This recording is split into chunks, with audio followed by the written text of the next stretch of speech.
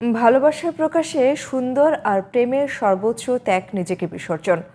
বাংলাদেশের প্রতি ভালোবাসায় জুলাই বিপ্লবে তারুণ্যের সেই বিসর্জনের অমর কাব্য অবাক দৃষ্টিতে দেখেছে পুরো বিশ্ব। কিন্তু যে বসন্ত আনতে গিয়ে ঝরে গেল হাজারো ফুল, ফাগুনের আগুন ঝুলল রাজপথে, সে বসন্ত কি এলো? সে উত্তর খুঁজেছেন জান্নাতুল ফেরদৌসী। আসছে ফাগুনে দ্বিগুণ হব বলে রাজপথের গুলির সামনে বুক চিতিয়ে দাঁড়িয়েছিল তারা। বৈষম্যহীন বসন্তের প্রত্যাশায় জীবন হারালো কতজন, কতজন হারালো হাত পা, নিভে গেল কত দৃষ্টি। প্রকৃতিতে আবারও ফাগুন এলো ঠিকই। ভালোবাসার সর্বোচ্চ সীমা পেরিয়ে যাদের এত ত্যাগ, তাদের জীবনে সেই বসন্ত কি এলো? গর্ভধারিণী মাকে দেখার প্রবল তৃষ্ণায় ছটফট করছেন রাজধানীর চক্ষু বিজ্ঞান হাসপাতালে চিকিৎসাধীন বাপ্পি। আমার মা যেমন জন্ম দিয়েছে, মারে আমি ভালো মতন এখন দেখতে পাই না।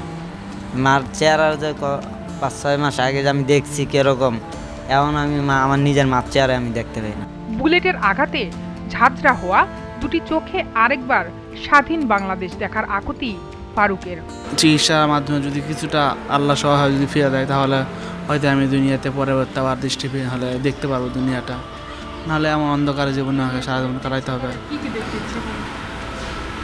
স্বাধীন বাংলাদেশ দেখতে ইচ্ছা করে। রাজধানীর পঙ্গু হাসপাতালের বিছানায় থমকে আছে কত দুরন্ত কৈশোর। বৈষম্যের এক দেশকে সচল করতে লড়েছেন আহমেদ সহ আরও কতজন। দেশপ্রেম কতটা দৃঢ় হলে এত বড় ত্যাগ করা যায়? তবুও নেই বিন্দুমাত্র আফসোস।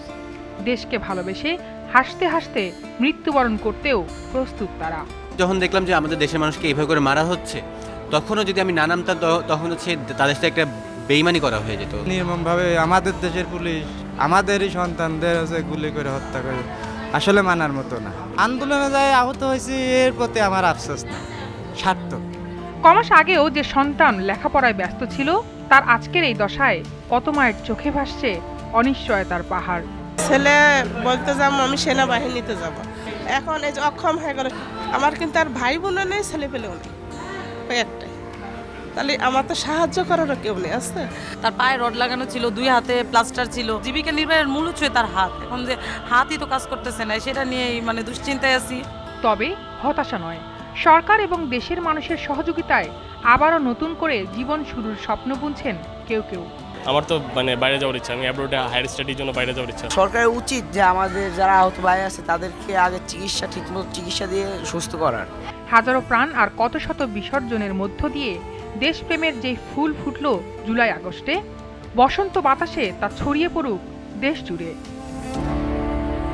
জান্নাতুল ফেরদৌসী, জিটিভি নিউজ, ঢাকা।